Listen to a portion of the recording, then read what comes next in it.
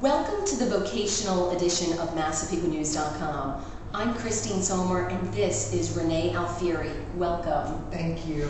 Tell me, Renee, what it means to be a career development coach. Career development coach is pretty much a term now that they're using in lieu of saying career counselor. It's somebody that's helping you to optimize your abilities in looking within yourself for the answers versus a career counselor telling you what it is that you need to do with your life. Okay. And you are a human resources consultant. Yes, as well. Tell me a little bit about that. Well, consulting is very different from coaching because with coaching, what you're doing is, in essence, is you're allowing, like I said, the customer, your client, to come about their own answers. As a consultant, you're walking in as the expert. And being that I have 20 years in human resources, I do know a lot about staffing, employment law, and when I walk into a company, I can do a quick assessment to determine the things that they're deficient in or need improvement. Okay. Tell me about one of the greatest challenges you face in your career. Well, the economy right now. It's definitely not the best economy, although you need to be creative. And here I am with you today in advertising. What a great vehicle to do this. Terrific. And what would you say is maybe one of the biggest misconceptions about what you do? The biggest misconceptions, again, well, the title, Empowering Inquiry, kind of sounds like, what is that? Right. You know, I'm empowering you and I'm asking you a question. And that really is what is empowering, is that I'm asking questions instead of telling you, you know, what I think you are. Right. So I would have to say coaching, people think it's kind of like pseudoscience, or potentially it's you know, just an expensive thing to do for people that just seem to be confused about life instead of going to therapy. It is clearly not therapy.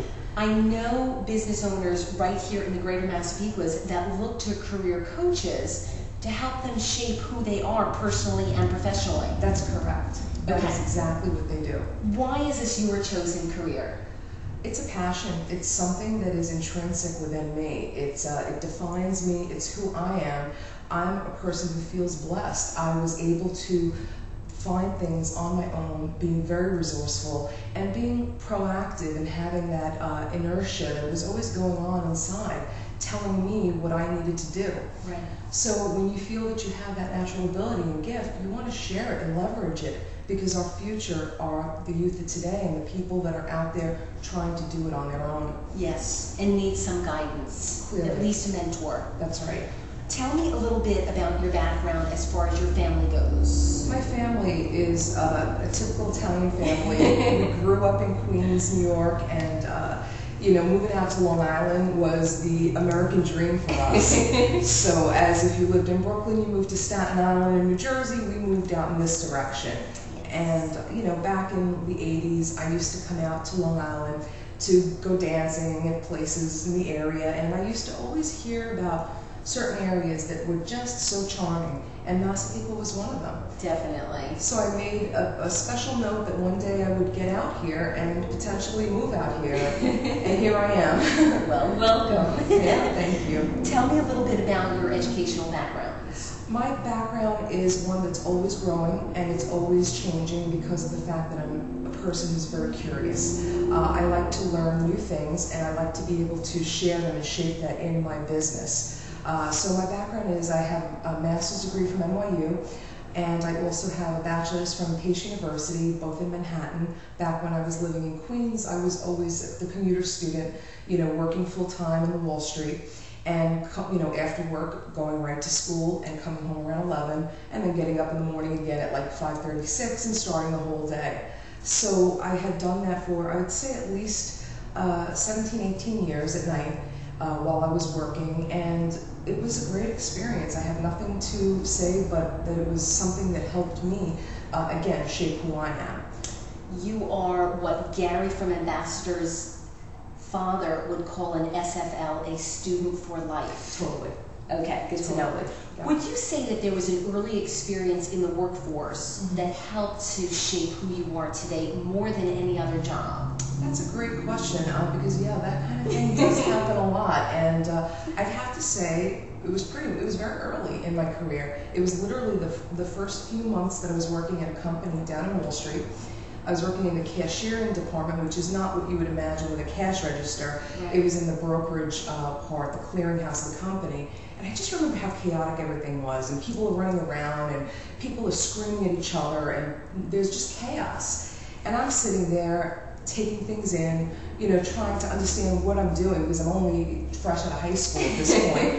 And I'm sitting there, and I remember this one gal who walked through, and she just seemed to be so in control, seemed to know where things were, seemed to bring order when she walked in. She had that quiet confidence and silent leadership ability. Yes.